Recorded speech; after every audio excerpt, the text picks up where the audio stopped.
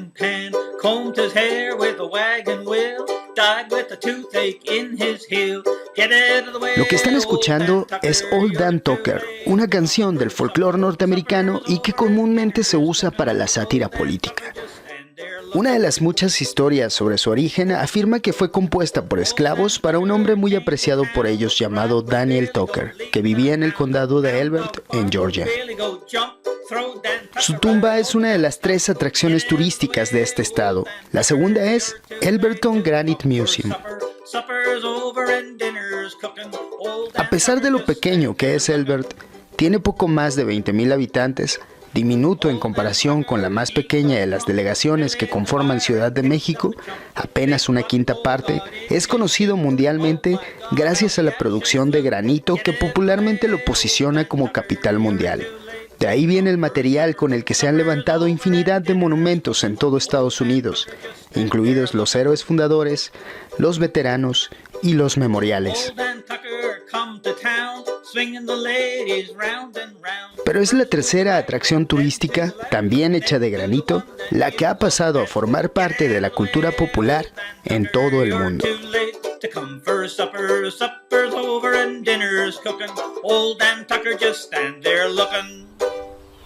Se trata de una estructura monolítica y que no podía ser de otro material. Ustedes podrán adivinarlo, es de granito.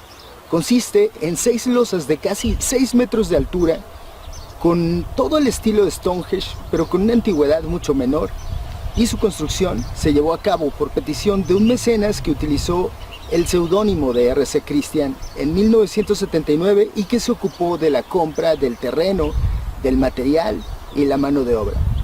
Acompáñenme a conocerlo. ¿Dónde estamos parados hoy en día?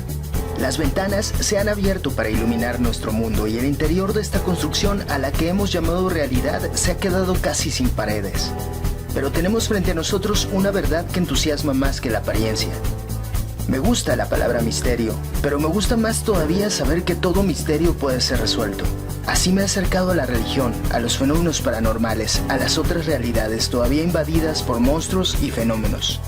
A la luz de la razón y con la ilusión de encontrarme alguna vez con que hay más que charlatanes, omisiones, errores de interpretación. Y apuesto todo a que algo debe sobrepasar nuestras expectativas. Quizá allá afuera algo me esté esperando. Mientras tanto, elegiré mantenerme escéptico y con los ojos muy abiertos.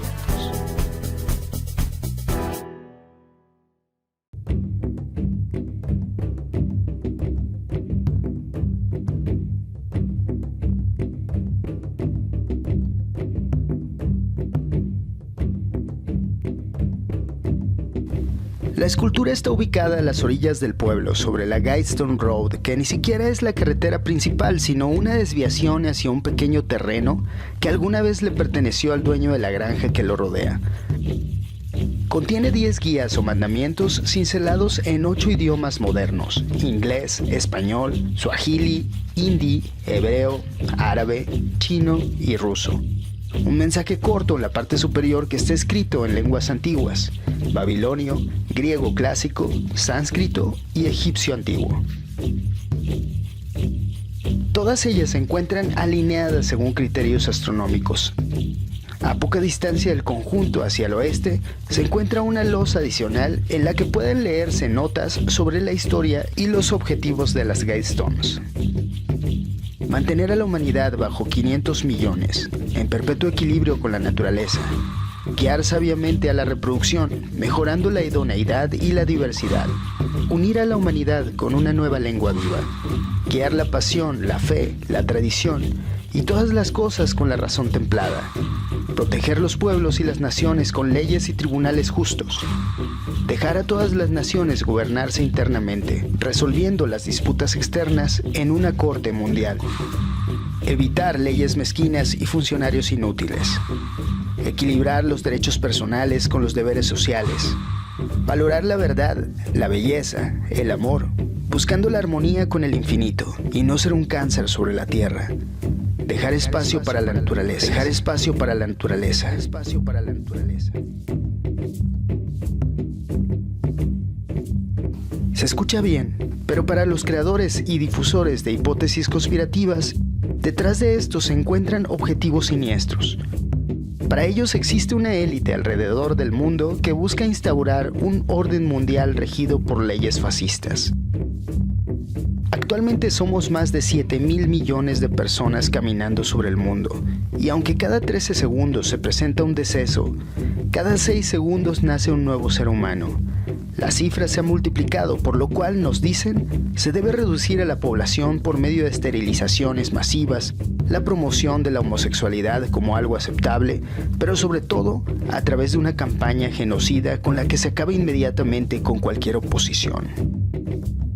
Para ellos, las piedras guía dejan entrever ese macabro plan, un gobierno mundial y la imposición de leyes que restrinjan las libertades. Las piedras guía son una advertencia a lo que está por venir, una especie de mandamientos dejado por los Illuminati, una organización secreta y criminal oculta detrás de símbolos masónicos. La clave estaría en el mismo monumento, que hace referencia a una persona de nombre R.C. Christian, una derivación del nombre del fundador de una sociedad secreta, la Fraternidad Rosacruz. En este caso, no hay duda de que las piedras existen. Están ahí. Alguien pagó por ellas y por el terreno en el que fueron construidas, pero ¿con qué intención? No sé si lo notan, pero hay un salto de fe entre lo escrito en las piedras y el asunto de la conspiración Illuminati. Pero eso podría no ser suficiente para algunos. Quizá mi postura sea demasiado escéptica y me esté negando a comprender algo que resulta claro. Tras las palabras grabadas en estas piedras, ¿existe una intención que vulnera los derechos humanos más fundamentales? Déjame decir, yo me estoy imaginando a ciertas personas que se hacen la pregunta, ¿no? Es decir, ¿qué pasaría si Estados Unidos y Rusia terminan en un caos, ¿no? Y quedan pocos sobrevivientes? ¿Qué haríamos? Bueno, pues estas personas están pensando en, bueno, nosotros haríamos esto, pero claro, ellos no se pueden desprender de su carga axiológica, de su carga política, ¿no? De su ideología, y están pensando en eso, tal vez de buena fe. O sea, puede ser que lo hayan hecho de buena fe, puede ser que lo hayan pensado en que ellos iban pues a fortalecerse, a hacerse grandes, y tal vez ellos iban a ser los próximos líderes de mundiales. Eso no lo sabemos, ¿no? Podemos interpretarlo de muchas maneras, pero bueno, pudo haber sido un club de hombres que leían o tenían ciertas lecturas, tal vez fascistas, y pues se les ocurrió esa gran idea de, bueno, ¿qué pasaría así? Y bueno, pues ellos dijeron, bueno, vamos a poner en 10 puntos. ¿Por qué 10 puntos? Pues no sabemos, ¿no? O sea, pudieron haber sido 8 o 10, ¿no? Pero bueno, siempre está eso de los 10 puntos siendo una simulación de los 10 mandamientos. ¿Por qué? Porque también se nota que tienen una carga, pues religiosa, ¿no? Una carga hasta cierto punto mística, con la que pretenden pues imponer la fe, ¿no? Es decir, ¿a qué se refieren con la fe? Puede ser la fe cristiana. Muy seguramente se refieren a la fe cristiana, pero no está tan claro, ¿no?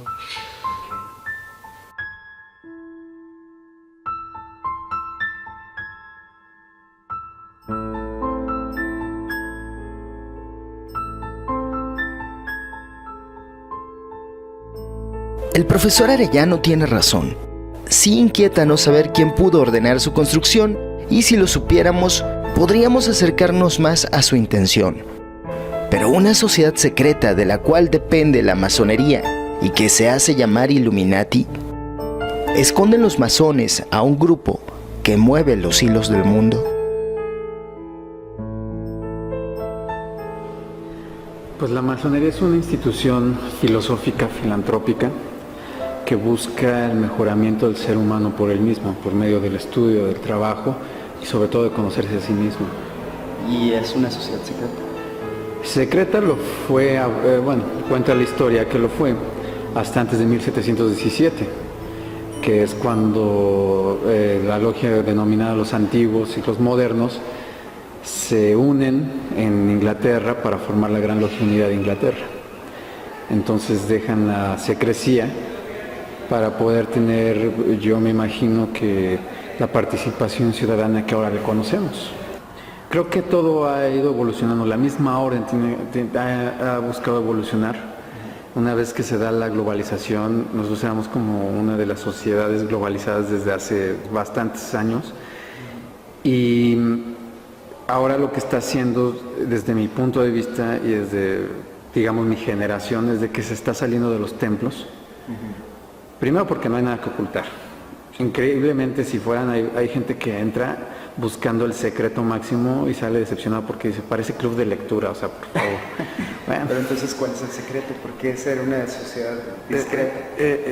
Mira, esto es vivencial. O sea, tú lees todas las liturgias, yo ya vi que están en internet, de verdad. Está divertido, pero cuando lo lees, o sea, lo puedes imaginar. Pero esto es vivencial, hasta que estás allí es como sucede. El hombre necesita de las ceremonias, es un ser gregario. Necesita vivirlo, necesita sentirlo, necesita estar con alguien, es un ser social, para empezar, ¿no? Entonces, si se juntan una bola de personajes a buscar recrearle por medio de algo parecido a una obra de teatro, una situación al iniciado, y en este caso él, por medio del proceso, se le va dando información con el cual al final comprendió el punto, ¿no? Esa es la idea. Es mucho como jugar un juego de rol. Y obviamente hay símbolos, ¿no? Símbolos Claro. con los que tú Claro. puedes a lo mejor meditar o concentrarte sobre ellos. Y Hay muchos símbolos. Nuestro logo, que nadie lo registró, es el compás y la escuadra. Tiene un significado simbólico, ¿no? O sea, deja de que sea mágico, o sea, no tiene sentido eso. Más bien es simbólico. Trata de que cada imagen, cada palabra, cada acción tenga un significado. Que no lo hagamos automáticamente. De ahí viene todo este simbolismo, no estar portando. Yo aquí traigo uno que está padrísimo, que es de una caricatura que se llama Gravity Falls. Es lo que iba a retomar, ¿no? Cómo se ha modernizado tanto la orden, que ya empieza a entrar en todo, a salir de los templos, ¿no? A darse cuenta que la masonería es universal y la misma sociedad debe de entenderlo y puede ser partícipe de ello. Tenemos a los hospitales Schreiner, a los cuales pues atienden niños de escasos recursos en el rubro de la ortopedia y quemados, y el personaje que está aquí, que es el tío Stan, ese gorrito rojo, le encanta el fez, es el símbolo de Schreiner. Entonces, incluso aquí también tiene una media luna, ese es Schreiner. Así es como ha salido esto. Salen caricaturas, salen cómics. Hay unos cómics, hay uno, me parece que es, no me acuerdo si es de Superman, los Hombres X, o los Cuatro Fantásticos, que sale un personaje que se llama Illuminati, y trae un mandil y trae todos sus arreos, ¿no? Atavíos de masón. Y de la misma manera hay bandas de rock. Hay una que en el deporte también se da en las bandas de rock. Hay una que se llama de cantante de Blink 182. Tiene una banda que se llama Angels and Airwaves. Y el logo de su banda pues tiene un compás y una escuadra. En los videos lo ves portando compás y escuadra. Y el ojo en el triángulo, dentro del triángulo. El ojo en el triángulo no es propiamente masónico, sí lo utilizamos, pero no, o sea, digo, es un símbolo antiquísimo, ¿no? Es como la misma esvástica que no le pertenecía a Hitler ni al nazismo, ¿no? Tampoco es algo... tiene marca registrada. No, pues son símbolos universales, ¿no? Muy viejos. Aquí se maneja, y sobre todo esa leyenda del billete del dólar y con la pirámide. Bueno, el concepto de la pirámide trunca es muy sencillo, es el trabajo que haces que nunca vas a completar, es el ideal.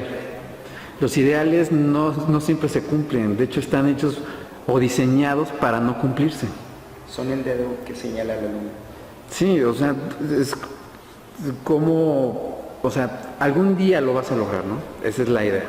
¿Para qué? Para que tengas un objetivo. El ser humano que no tiene objetivo, pues, está perdido.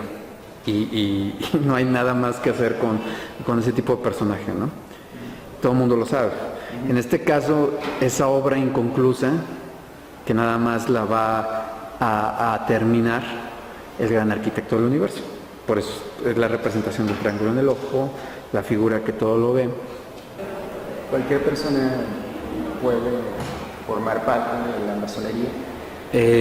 Tenemos estipulados ciertos lineamientos, dentro de ellos es de que debe ser un varón mayor de 18 años, mayor de edad, solvente económicamente y con hombre libre y de buenas costumbres, ¿no?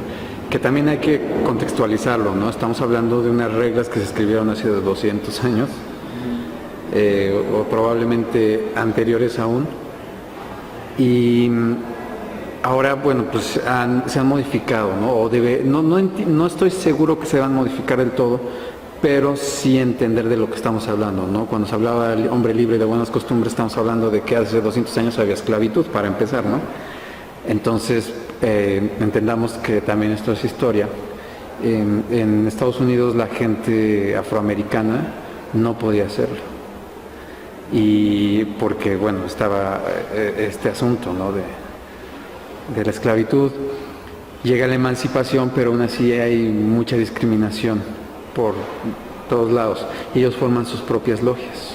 Pero no sucedía así con los indígenas.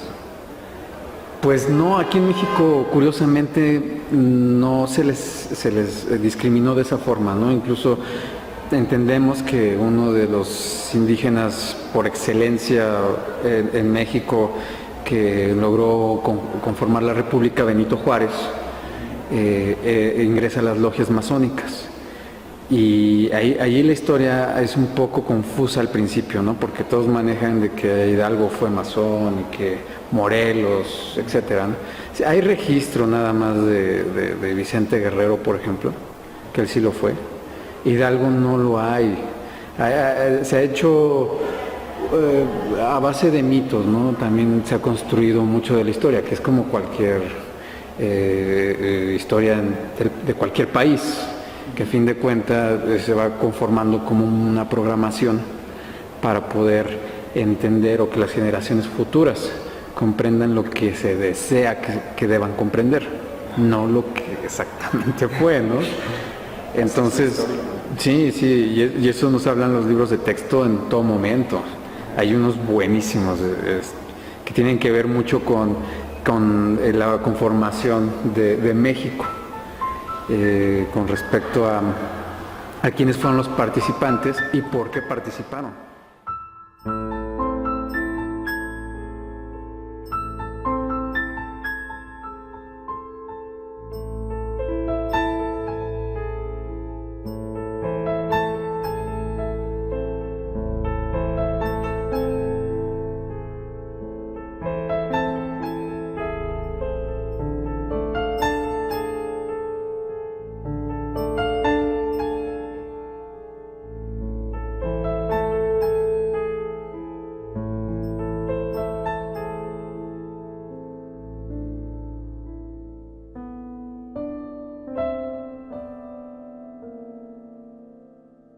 Bueno, pues yo soy miembro de no solamente de la Sociedad Rosacruz, sino he tenido como mucho acercamiento al trabajo rosacrucista, y habría que pensar más bien qué es el trabajo Rosacruz. El trabajo Rosacruz es una filosofía de pensamiento que tiende a llevar al ser humano hacia el despertar espiritual, usando medios mucho más cercanos al individuo. Casi la diferencia entre un camino espiritual y un camino religioso es que el camino religioso es dogmático y tenía como la finalidad de enseñar como a muchas masas. Y el camino espiritual es mucho más cercano, tiene que ver con los cambios culturales, con un lenguaje simbólico cultural. Y entonces hablar de que soy miembro de un estudiante Rosacruz, bueno, es muy importante porque un Rosacruz es un ideal, ¿no? El mismo fundador, en teoría, de la manera tradicional, que es Tristan Rosencruz, que nace como mitológicamente o arquetípicamente en el siglo XIII, bueno, pues es una figura importante porque algunos dicen que fue un médico que se dedicó a hacer el servicio en Alemania para personas que no tienen las capacidades y ayudaba y era un filántropo, y entonces esto fue tomado como un símbolo. Otros dicen que, por ejemplo, tiene que ver más con la parte tradicional simbólica, es decir, que nunca existió. Entonces, cuando hablamos de ser un seguidor de la enseñanza Rosacruz, hablamos de ser un seguidor de una persona espiritual, ¿no? Algunas personas dirían que es un trabajo cotidiano, porque pues, todas las personas queremos ser mejores personas y establecer una mejor idea de lo que queremos que es Dios o la divinidad o el cosmos, o un modelo a seguir como camino humano que nos lleve a la perfección.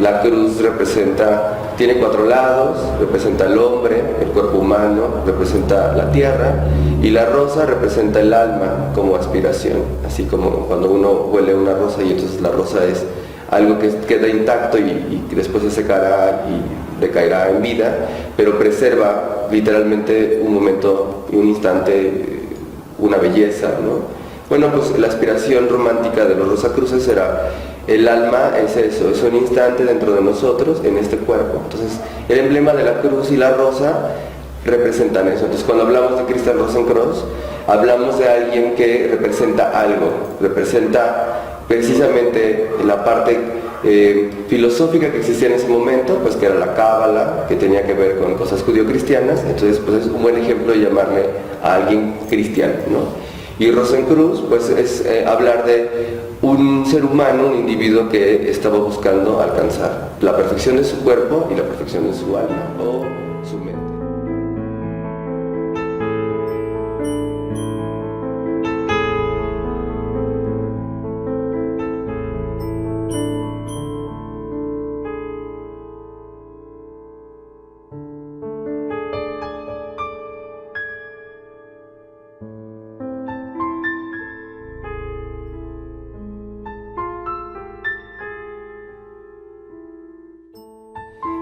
Empecé a darme cuenta que el rasgo de las diferentes divisiones de la misma enseñanza, bueno, pues tenían su origen evidentemente más bien en el siglo XVII, con la Fama Fraternitatis, que fue finalmente un panfleto, así literalmente, fue propaganda que fue expulsada en diferentes ciudades de Europa, principalmente en Alemania y en Francia. Esa es la raíz histórica. Esa es la raíz histórica, es donde ellos, o sea, un grupo de personas, seguían a C.R. Christian, es decir, a Christian Rosenkreuz, ¿no? Y como un ideal, decía, somos un grupo de individuos, así prácticamente podía ser cualquier persona, tu vecino, el médico, la gente noble, la gente pobre, que buscamos ser estudiantes de la humanidad. Coincidía un poco con las ideas neoplatónicas, ¿no? Y con una aspiración a volver a concentrarnos en los valores humanos, ¿no? De ahí, diferentes organizaciones han tomado este arquetipo de estudio filosófico y le han dado una continuidad por distintos países y distintas sedes.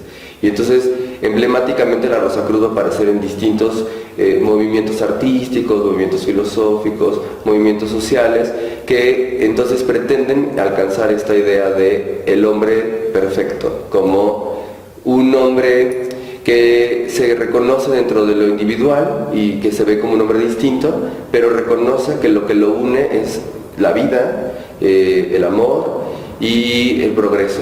Entonces son como ideas muy bellas y muy poéticas para la época. Y bueno, tiene que ver que da una continuidad a la búsqueda de un arquetipo, ¿no? Los arquetipos hoy son como los superhéroes, ¿no? Todo el mundo quiere ser Superman, o quiere ser Linterna Verde, o quiere ser, bueno, no sé si ahora todo el mundo quiere ser, pero cuando uno va al cine y entonces se pone ese traje, se convierte en alguien. Bueno, pues las antiguas fraternidades, un grupo de personas que se hermanaban, pues querían seguir los pasos de alguien que había sido importante, era alguien como ellos, era lo más importante.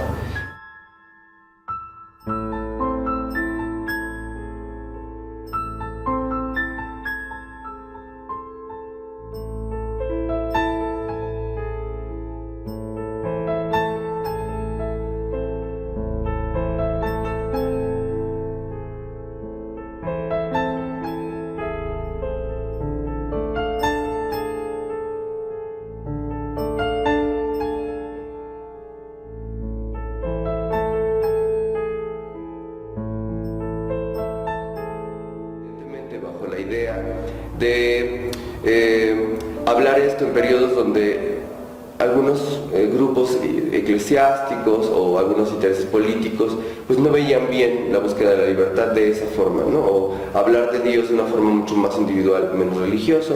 Entonces, por ideas de teocracia y sobre todo de manejo económico, pues sí atentaban a sus intereses. Entonces, desde esa idea, finalmente la masonería, bueno, la francmasonería, es una institución humana que va recabando distintos filosofías, a lo que ellos le van a llamar grados iniciáticos o distintas formas de pensamiento, en cómo a su propia visión el ser humano ha ido avanzando y avanzará.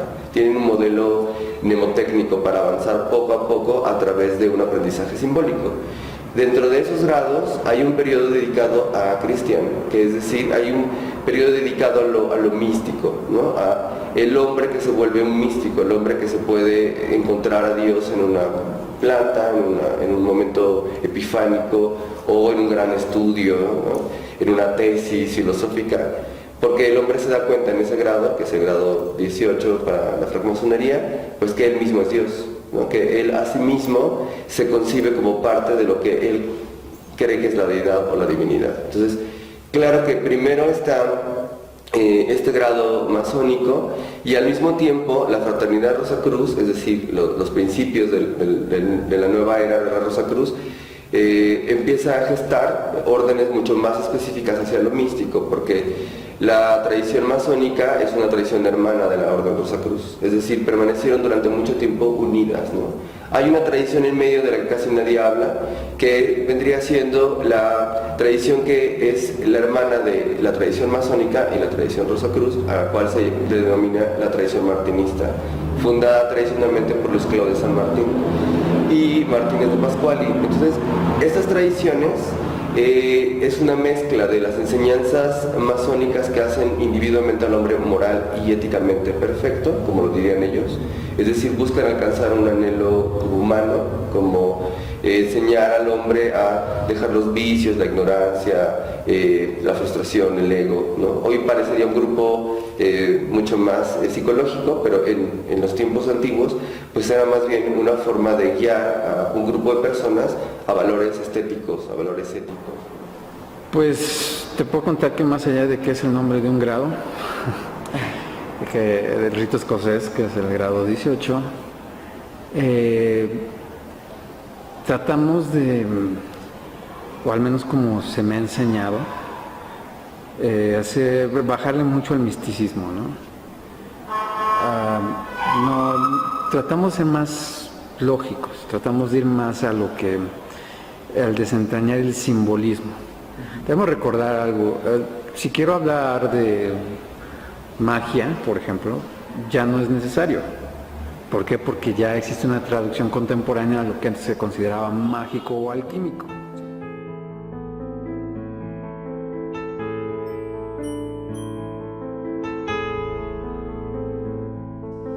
Y bueno, lo más importante de que la idea de que ellos nunca van a estar en contra de los avances humanos es porque el top, es decir, el sueño más importante de aquellos fundadores de la tradición rosacrucista es que cualquier individuo debe de buscar la trascendencia. Y la trascendencia no es buscar la felicidad instantánea, no tiene que ver con ser rico, no tiene que ver con ser famoso, que es muy importante en la tradición Rosacruz, tiene que ver con poner algo en el mundo que deje una huella y ayude a otros a sentirse identificados con el poder que tiene el individuo como humano de trascender históricamente el tiempo, las culturas, pero sobre todo el odio, el rencor, la violencia. O sea, es un punto donde las escuelas iniciáticas han logrado que un individuo contagie a muchas masas del amor, de la bondad y de las ideas aspiracionales.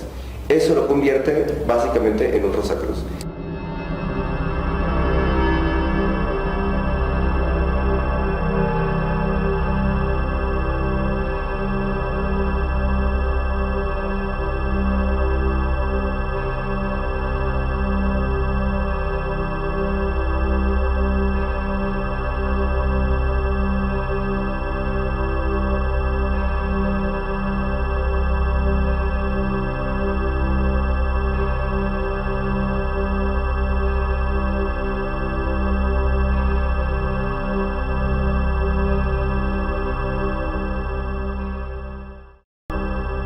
Pero lo interesante de estas piedras es que ocurren en un momento donde la humanidad, recordemos los años 80, acaba de pasar la Segunda Guerra Mundial y está viviendo la Guerra Fría directamente.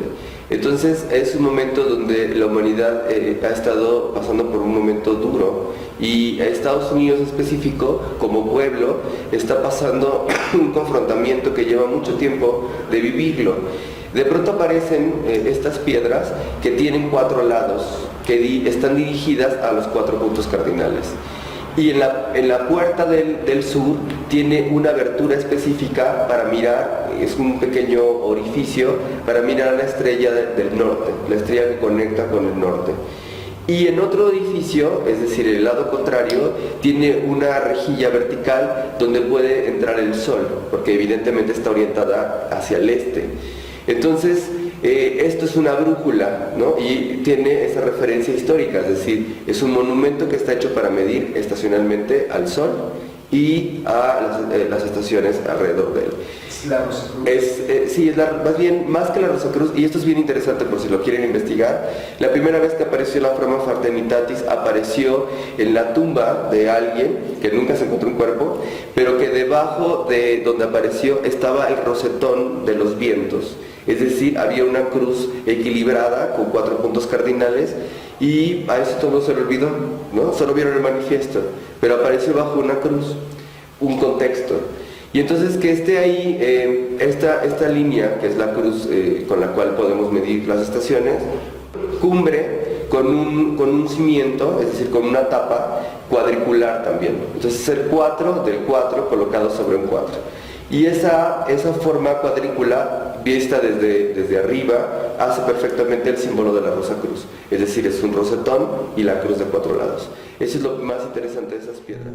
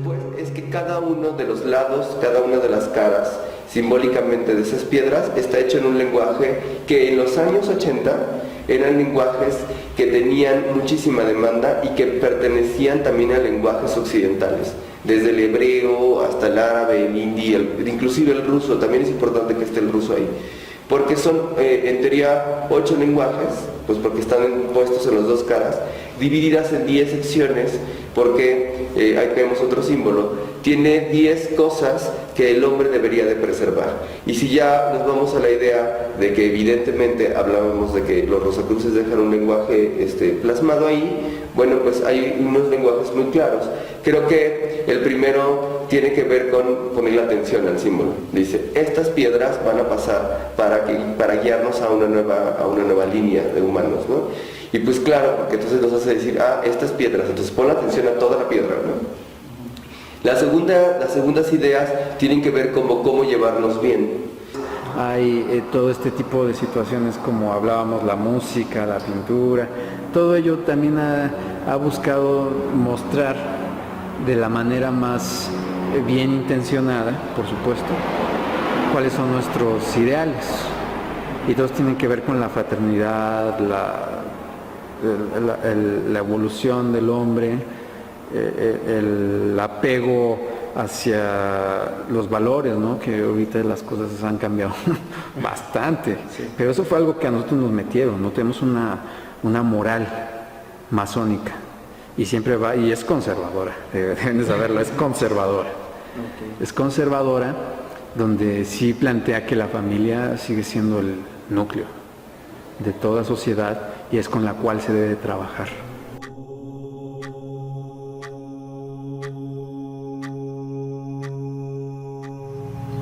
El 11 de septiembre del año 2009, una pieza en forma de cubo que formaba parte de la esquina superior interna de una de las grandes losas fue vandalizada por 3 desconocidos que lograron burlar la vigilancia. Desde mucho antes se había especulado acerca de la razón de esa pieza. Para creadores y difusores de hipótesis conspirativas, esto no podía ser algo casual o producto de una modificación en el diseño del monumento. Al interior podría encontrarse algún mensaje o incluso alguna clase de artefacto. Tuvieron que pasar 4 años para que se supiera qué había sucedido, aunque algunos opinaban que los mismos autores se habían ocupado de sustraerlo al ver peligrar su secreto. Nadie, nos decían, podría ser capaz de acercarse sin ser detectado por las cámaras de videovigilancia.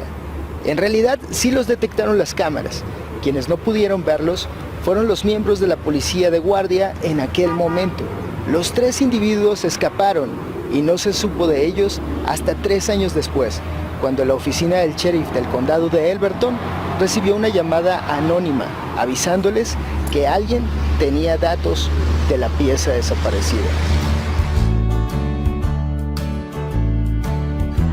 Se trataba de William Jeremy Ellis, que por aquel entonces tenía 37 años de edad y era originario de Anniston, Alabama, quien después de su detención confesó su participación en el robo y las razones que le llevaron a cometer ese delito.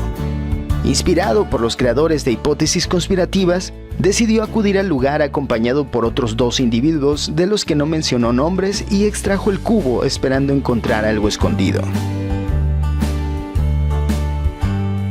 El rumor era falso, detrás no encontró más que un poco de pegamento y las paredes de la losa no revelaron algo, pero sí lo llevaron al centro de detención del condado de Elbert, acusado de robo de la propiedad del estado y de daños criminales a la propiedad. Actualmente William se encuentra libre, pero tuvo que pagar una fianza de $5,000 y al acabar con otro mito entró a la categoría de traidor según los estándares de los teóricos de la conspiración. Para ellos, no es que William no haya encontrado cualquier cosa, sino que participó de alguna forma en el cambio del cubo original. Algo similar sucedió cuando el mismo hueco fue encontrado ocupado por un segundo cubo.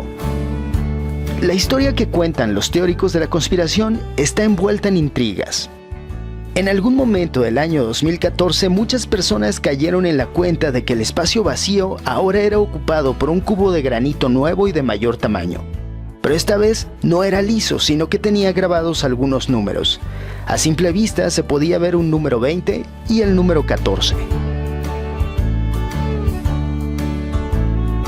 El 25 de septiembre, el encargado de dar mantenimiento a los monumentos de Elberton acudió en compañía de un ayudante y un grupo de curiosos a retirar el extraño cubo y al tomarlo quedaron al descubierto más números y letras. Al lado opuesto del número 20 y el número 14 encontraron los números 08 y 16. La parte superior tenía 2 letras M y en la inferior una J, una A y una M. Para los entusiastas de la existencia de una élite satánica, esto revelaba nuevos datos de un plan malvado ideado para hacerlo coincidir con números malditos. El número 20 concordaba con el número en la cara oculta, revelando un año, el 2016, que coincidiría con el aniversario número 36 desde que fue inaugurado. 36 tiene un 3 adelante e indica el número de veces que debe repetirse el siguiente número, decían. El número que indicaba estaba maldito. Era el 666, el número de la bestia. También indicaban, invirtiendo los números, surgen 2 años importantes, 1486 y 1984. JAM significa Jesus and Mary, Jesús y María, que son los nombres a quienes se dedicaría una futura guerra. Pero también tiempo de espera, y MM, el número 2000 en romano, pero también World War, invirtiendo las letras e interpretándolas como 2W y no como Ms.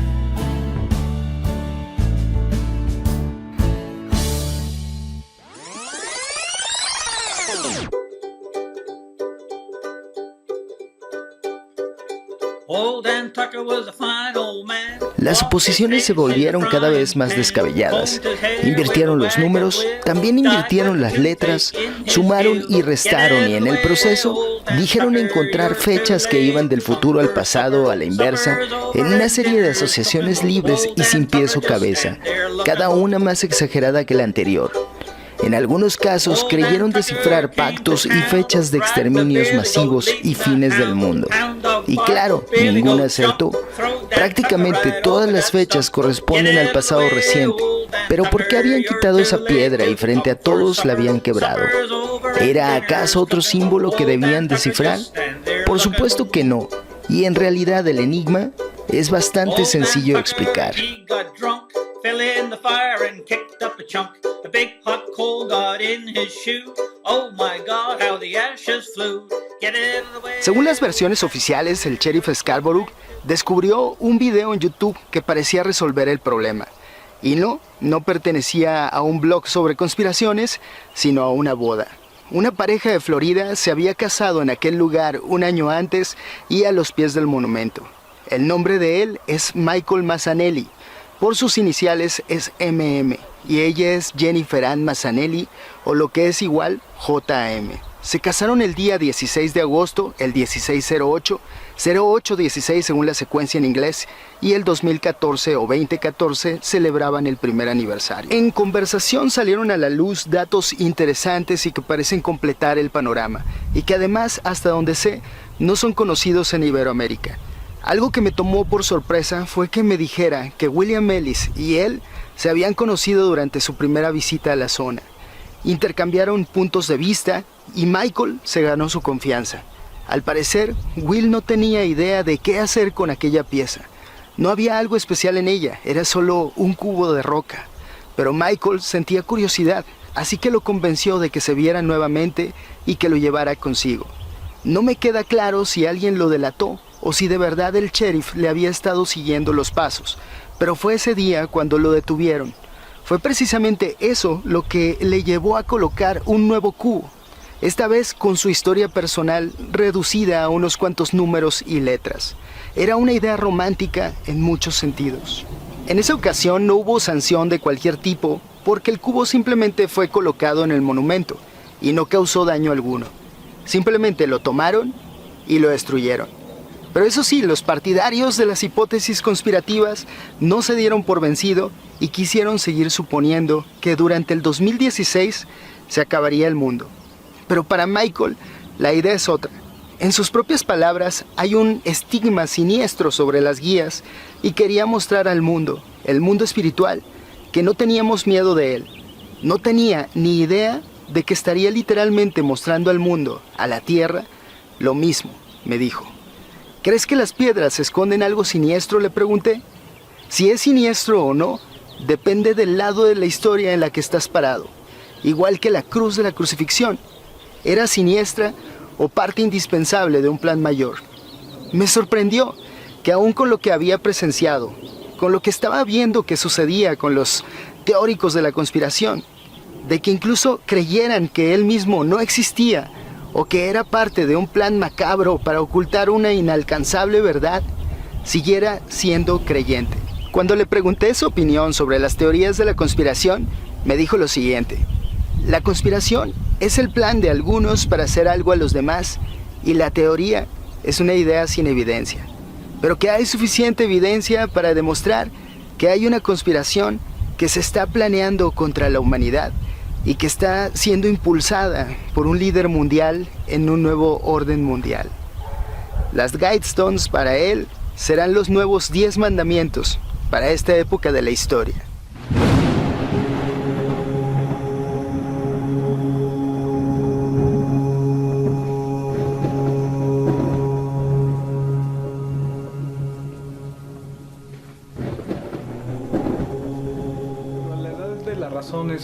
Es un libro que en gran medida surge del desencanto de la Revolución Francesa. Por supuesto que tiene una influencia deísta. ¿Esto qué quiere decir?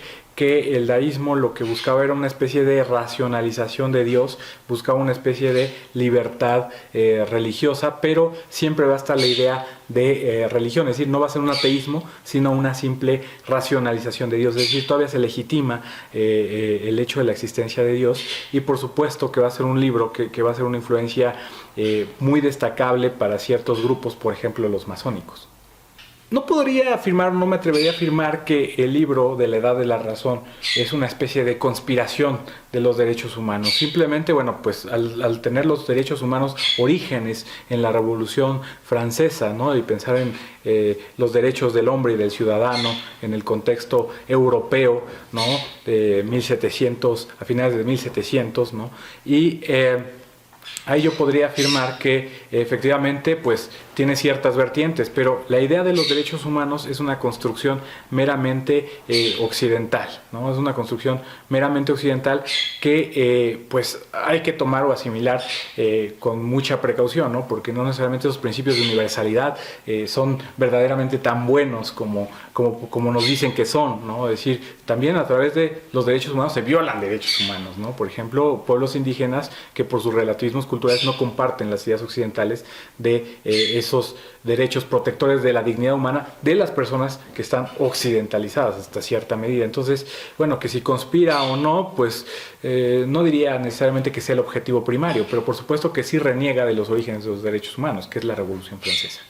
Yo creo que este texto no necesariamente es un libro esotérico. Yo creo que se trata de un libro pues que es crítico, que busca hasta cierta medida una emancipación de las religiones institucionalizadas. Yo creo que la crítica es muy centrada al cristianismo principalmente, y en ese orden de ideas no necesariamente es un libro esotérico, no lo consideraría desde mi perspectiva un libro eminentemente esotérico, sí un libro crítico, un libro profundamente crítico que va a dar ciertas pautas para la reflexión en muchos otros sentidos. Bueno, la historia de la masonería es muy compleja, y yo creo que este texto, pues por supuesto que impregna en ella por la cuestión semiótica, ¿no? Es decir, por el rito, por ciertos factores que tiene en sí, ¿no? En su lectura, que van a incentivar o que van a hacer clic con la masonería, ¿no? Es decir, que van a ser un buen complemento, y bueno, de ahí que muchos grupos masónicos pues hayan determinado, ¿no? la adopción de ciertos postulados, ¿no? Lo más importante para mí de este símbolo es no solo el hecho de que nos hable de cuántas personas tenemos que sobrevivir o cómo es que debe de estar ahí un número específico de seres humanos. No, evidentemente lo hemos rebasado. Lo más importante para mí es que un individuo como nosotros, que pensó en los años 80 que quizás la Guerra Fría lastimara a su país o lastimara a más personas en el mundo, logró hacer que hoy estemos hablando de esas piedras, y logró hacer que nos preguntemos si vale la pena llevarnos mejor como seres humanos, si vale la pena rescatar las ideas de qué es el hombre antes que cualquier otra cosa, cómo avanza el hombre, cómo evoluciona el hombre y para qué está aquí como individuo, y no dio un paso al frente. Entonces lo dejó ahí para que fuera una huella histórica para su propio país. Y evidentemente fue un hombre que creció viendo el obelisco, creció viendo símbolos como la Estatua de la Libertad. Yo creo que es un hombre que realmente es un auténtico americano, porque está buscando llevar las ideas de libertad y de igualdad en su propio país, ¿no? No es la única estructura parecida que existe solamente en Estados Unidos, ¿no?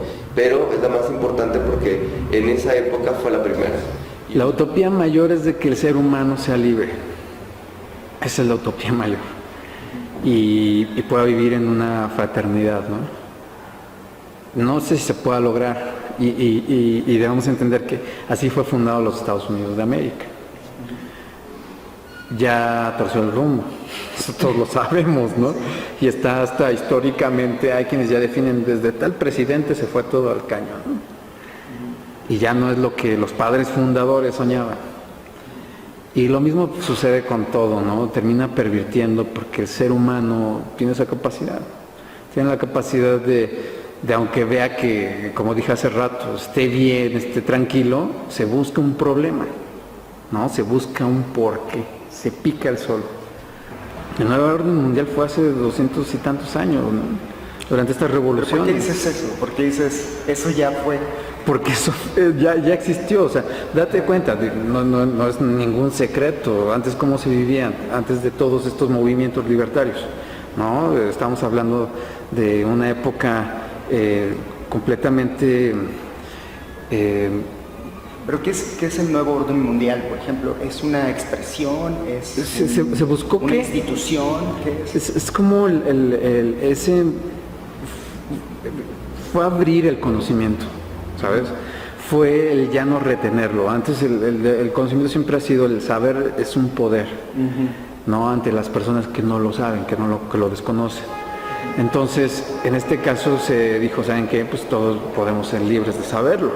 La ilustración. Sí, exactamente, la época de las luces, la ilustración, etcétera, ¿no? La enciclopedia, se empiezan a hacer la Royal Society, todos estos círculos que dicen, vamos a investigar, vamos a buscar, vamos a ver qué es lo que hay realmente, qué es la naturaleza, ¿no? Y de ahí vienen lo que ahora conocemos como ciencia. Sí, cómo no. Creo que cualquier persona que llega a los estudios esotéricos o ocultistas llega pensando un poco sobre las teorías de la conspiración. Porque la teoría de la conspiración, ya sea para la ciencia, para el arte, para la política o inclusive para el ocultismo, tiene la función de desinformar. Y tiene la función de ser mediática y desinformar al resto de la población para tomar un chivo expiatorio para quien está haciendo la teoría de la conspiración, ¿no? Entonces, en las comunidades ocultistas siempre se nos explica que las teorías de la conspiración es parte y es producto del miedo a lo desconocido y sobre todo la resistencia al cambio. Nosotros vemos las teorías de la conspiración como una resistencia al cambio, como una necesidad humana de, en términos esotéricos sería de no develar la verdad, ¿no? Y es cierto, es el velo de la mentira y la ignorancia que nos impide darnos cuenta pues, que la Tierra es redonda, que los seres humanos somos creadores de la mayoría de las cosas que vemos y hacemos, y que más allá y espiritualmente también somos responsables de todo lo que está en el mundo espiritual y responsables de todo lo que está en el mundo divino. Es decir, nosotros somos hombres divinos, ¿no? Bajo esa idea, pues la teoría de la conspiración, más que ser una aliada de los grupos iniciáticos, es pues su detractora, porque es quizás la que menos va a decir la verdad de lo que ocurre en las escuelas esotéricas, pero también es aquella que va a ser la más interesada sobre lo que ocurre en los fenómenos esotéricos. Porque si bien en la antigüedad las escuelas esotéricas tuvieron un lenguaje más parecido a la idea de ocultarse, no fue algo que las escuelas esotéricas planearan, ¿no? Es decir, no fue algo que dijeran vamos a ocultarnos, fue una gran necesidad, porque si se quisieran ocultar no hubieran lanzado un manifiesto de estamos aquí, ¿no? Pero al ocultarse fue porque evidentemente alguien pensó que las escuelas esotéricas estaban hechas para hacer una conspiración. Entonces había que erradicarlas. Y evidentemente había que erradicarlas porque a lo mejor para el clero o para el Estado o para la monarquía de esas épocas, pues no les convenía que las personas tuvieran al alcance cierta información.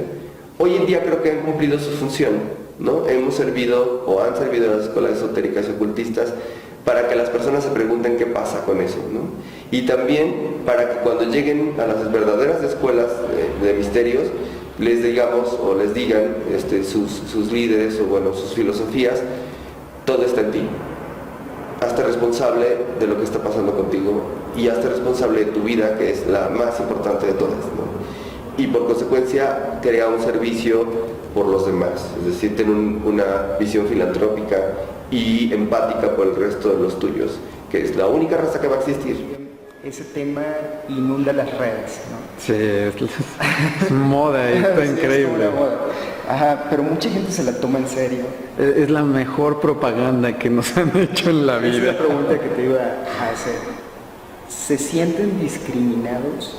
Y bueno, ¿es posible que una sociedad que puede ser considerada como elitista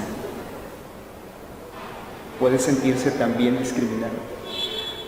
No, en realidad, y te lo digo porque tengo amigos, digo, somos como, nosotros nos hacemos llamar como los millennials, ¿no? De la masonería, pues entramos principios de este siglo. Y créeme que nos divertimos mucho con eso. O sea, sí es peligroso para cuando, o sea, no hay nada más peligroso que un conocimiento mal entendido, ¿no? O que te lo lleves por otro lado. La ignorancia es tremenda porque es demasiada la información que no se discrimina.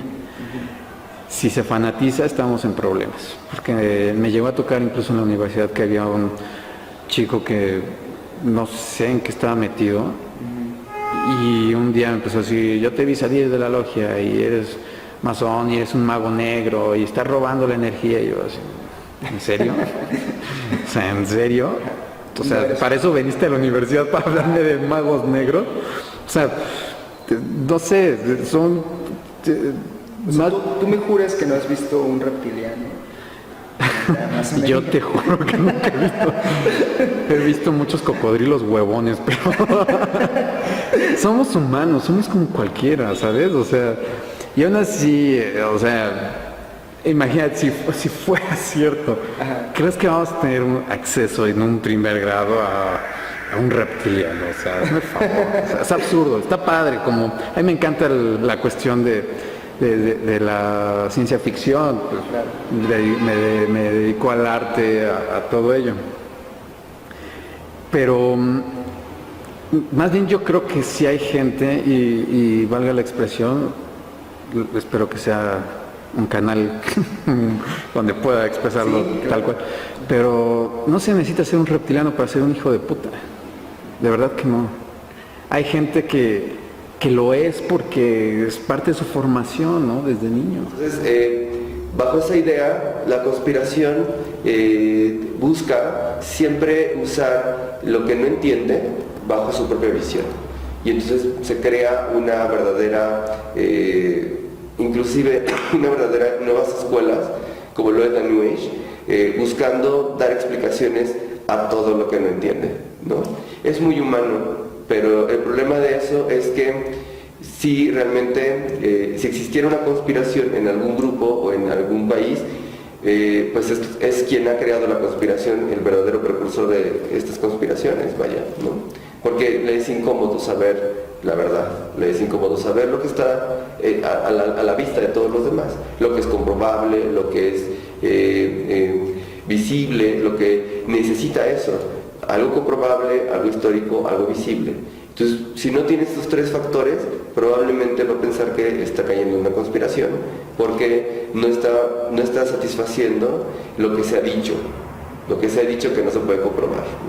Las escuelas esotéricas nunca son precursoras de decir algo que no puedan comprobar, porque pensaríamos en mil cosas, ¿no? Pero la realidad es lo siguiente: las escuelas esotéricas buscan hacer al individuo un ser humano mejor, pero buscan que el individuo tenga un lenguaje donde todo el tiempo se esté convirtiendo en un hombre incógnita, se esté cuestionando qué es lo que está viendo y qué es lo que está aprendiendo, qué es lo que está viviendo, y mejore.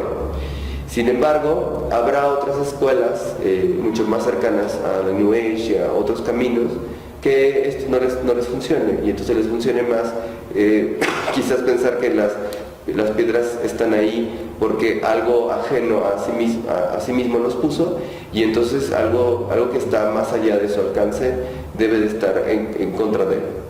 Y pues ya hemos visto lo que ha pasado históricamente, ¿no? Con las conspiraciones. He conocido gente, no ahí, sino en otros lados, que de verdad te asombras, ¿no? Gente que con tal de mantener, por ejemplo, un puesto en el trabajo, se pone tapete, empieza a trabajar atrás de ti, empieza a inventarte chisme, o sea, ¿y qué tiene que ver eso con masonería? Nada. Simplemente la gente es lo que es, ¿no? El ser humano no parece que entienda que la única forma de sobrevivir es estando unidos. Y es algo que nosotros entendimos, o alguien entendió en algún momento. Por eso conformó una sociedad de canteros que dijeron, bueno, pues yo necesito, si quieres que te apoye, pues vamos a hablarnos de tal manera que nada más tú vas a saber y yo voy a saber, con eso te reconozco, y cuando vayas a otro país te va a reconocer otro amigo, otro hermano, y ya podemos ayudarnos. ¿Sabes? Ese es el principio creacional del orden masónico. las conspiraciones siempre van a ser reveladas, porque la verdad siempre se descubre, pero lo triste es que siempre va a haber seguidores que quieran volverlo a decir, ¿no? Entonces, bueno, pues esa es la finalidad de la que se habla en las escuelas ocultistas de la conspiración, es decir, se sabe que es como un mal entendimiento, una mala forma de comunicación, pero es un buen momento para decir la verdad, para dar la cara y entonces decir, bueno, esto es lo que pasa entre el trabajo ocultista o el trabajo esotérico y cuéntame qué es lo que tú sabes en la conspiración de tu propia visión. Y si no es así como esperabas que fuera, bueno, pues puedes enfocar la conspiración en otro lugar, ¿no? Que es lo que más comúnmente ha ocurrido. Creo que las escuelas ocultistas ahorita ya no tienen tantos problemas con la conspiración. Los países económicos fuertes y la religión son ahora quienes viven los golpes de las teorías de la conspiración, porque precisamente son los sistemas viejos a quienes ahora han estado cuestionando. Hoy la teoría de la conspiración, después de 1800 a 2016, está un poco cansada y ya se ha dicho todo lo que se tiene que decir acerca de los grupos esotéricos, ¿no? Porque ahora somos mucho más visibles y ahora podemos decirle a cualquier persona, bien, somos cualquier ser humano como tú que está buscando ser mejor y seguimos una línea filosófica que nos es afín. No importa si tú no eres afín a esa línea filosófica, lo importante es buscar que tú y yo podamos tener un punto de discusión, es decir, podamos tener libertad y garantías que nos permitan explorar a la humanidad en equilibrio.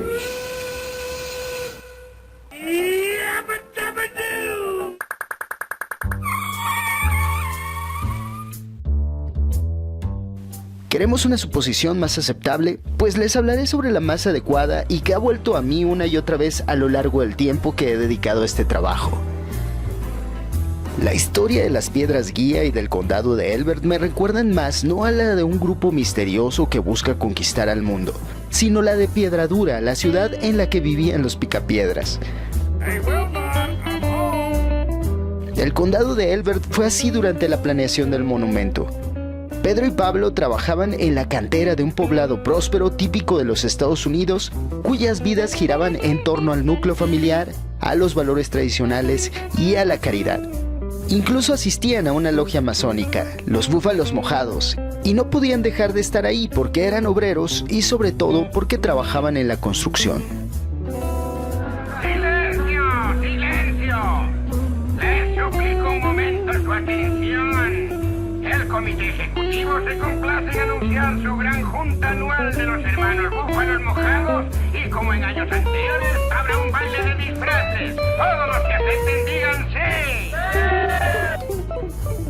Elberton fue fundada en 1780 por Samuel Elbert, un prominente miembro de la masonería. Pertenecía a la logia de Salomón número 1 de Savannah y también sirvió como el último gran maestro provincial de la primera gran logia provincial de Georgia en 1785. Y a riesgo de buscar falsos patrones, también podemos decir que Elbert se encuentra en la parte oriental y que el oriente es muy importante para la masonería. También hubo, por cierto, un hombre que hablaba acerca de la importancia de mantener a la población humana en un número no mayor a los 500 millones. No tuvo vínculos con Elbert. Vivió entre las fechas en las que el monumento fue planeado y erguido y que además tuvo como iniciales las letras RC. Su nombre, Robert Carter Cook, profesor de genética médica y biología en la Universidad de George Washington. Uno de los impulsores de la eugenesia en la primera mitad del siglo XX y una autoridad en la política de población y los efectos del crecimiento de la población en el medio ambiente. No hay duda de que fue también una de las personalidades que inspiró el monumento, aunque eso no lo coloca como autor material. Cualquier lector también podría hacerlo.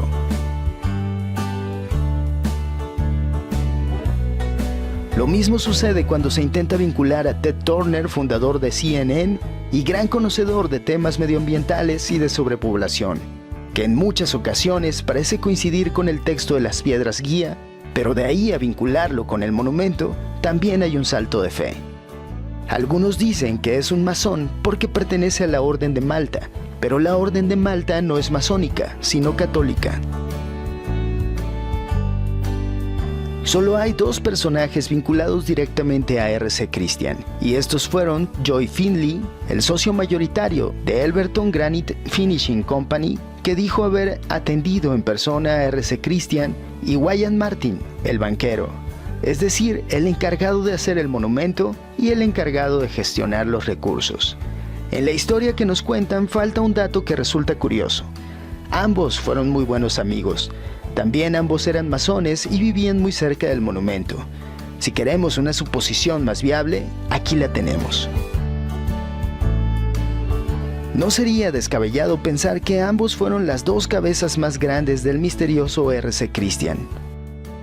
Otros fueron los trabajadores de Finley que se ocuparon de la escultura y que a su vez pertenecían a su logia, la Logia Filomatea número 25, una logia modesta bajo la jurisdicción de la Gran Logia de Georgia, que se encuentra rodeada de depósitos de granito y a unos metros del Museo del Granito. Así lo dejan ver las piedras guía en la leyenda colocada en la tablilla explicativa. El autor es RC Christian, pero los patrocinadores fueron un pequeño grupo de estadounidenses que buscan la edad de la razón. ¿Por qué Elberton? La pregunta se responde sola. Es casi como preguntar ¿por qué de granito? Y podemos formular nuevas suposiciones de manera infinita, haciendo metáforas de la geografía, buscando significados en lo evidente. No es distinto a lo que hemos visto en otras ocasiones. Así se forjan las leyendas. Y los habitantes de este pequeño poblado están conscientes de ello.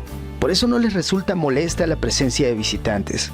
En el fondo, aspiran a convertirse en el Roswell de los Illuminatis, y algunos se muestran entusiasmados por la idea de comenzar alguna especie de festival anual. Si esto atrae el interés positivo de algunas personas, y no solo el de vándalos que llegan ahí atraídos por la idea de las conspiraciones contra ellos.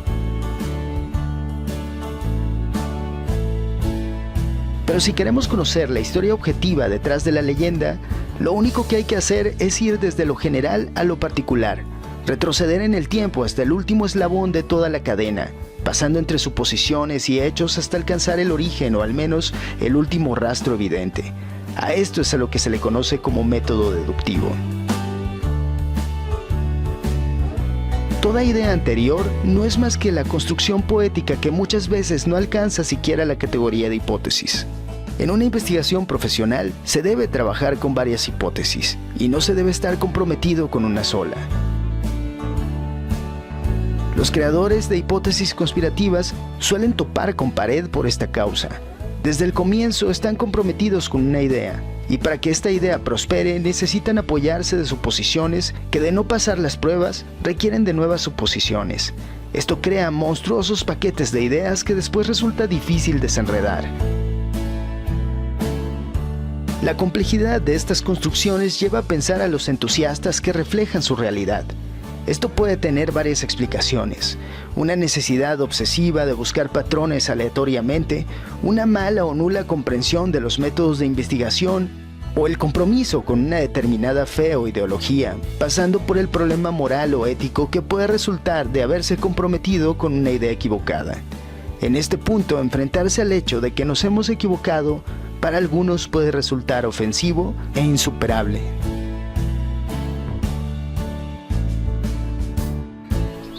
¿Es posible que yo también esté equivocado? Por supuesto, yo también estoy barajando una hipótesis, pero es la única que se sostiene en pie, y también es la menos compleja. En mi opinión, el monumento ha sido sobrevaluado.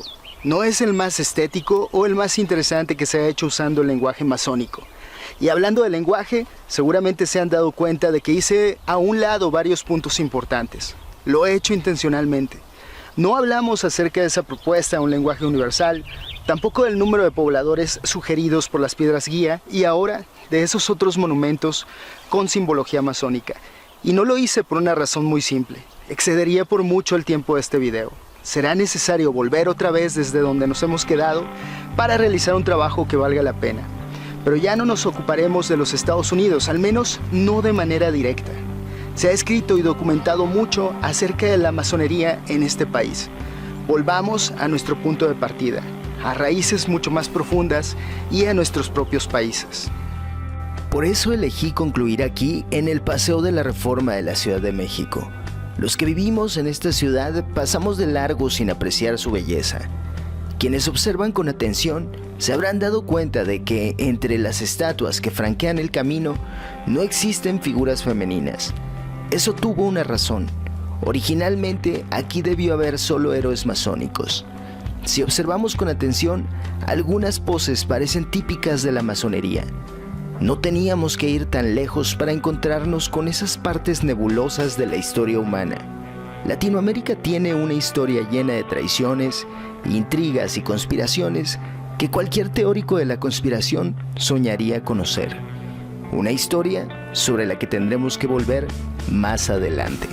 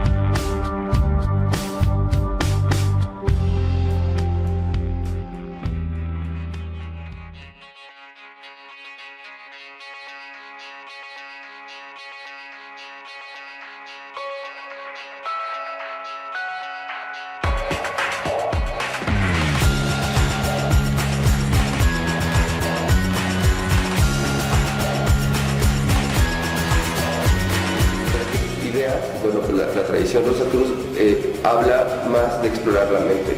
Ellos le apuestan más a la mente. Digamos, me parecería que es una remembranza estoica de querer encontrar al individuo a través de lo que vive a su alrededor. Y entonces, bueno, ellos deciden darle más importancia a la mente. Son los precursores, de hecho, de decir el universo es un estado mental, todo lo que existe en el universo es mente, ¿no? Es un tema muy... Yo honestamente no suelo hablar mucho de ello, ¿no? Porque evidentemente nunca he ido a una logia puramente femenina, he ido mixtas. Pero las hay. Las hay, sí, las hay, por supuesto. ¿Mixtas? Y sí, depende, ¿no? Esto habla como de unos estatutos que decía justamente que supone que este es el club de Toby, ¿no? Debe ser únicamente de hombres. Sí, claro que sí. Yo soy Walter Arellano, soy profesor de la Facultad de Derecho de la UNAM y también soy creativo del programa de YouTube Filosofando, así que no se olviden suscribirse, darle like y compartir. En la animación voy a dejar esas faltas ortográficas. Hubiera sido interesante saber si en los otros idiomas también las tiene. Es un descuido muy inocente, pero no deja de llamar la atención. Algunos seguramente cuando vean el video me las achacarán a mí, pero creo que son necesarias para tener un panorama más realista. No deja de ser graciosa la forma en que buscan racionalizar todo esto y hacer ver sus ideas como infalibles. Si algo parece estar mal, entonces algo se les ha pasado por alto. Así una página llamada tradicionviva.es dice que como es imposible que los creadores del monumento se hayan equivocado, debe haber, como no, un mensaje oculto. ¿Por qué no lo había pensado antes? La H es en realidad un par de cuernos y al mismo tiempo 2 columnas masónicas. Igual han hecho con la frase que dice en inglés no ser un cáncer sobre la...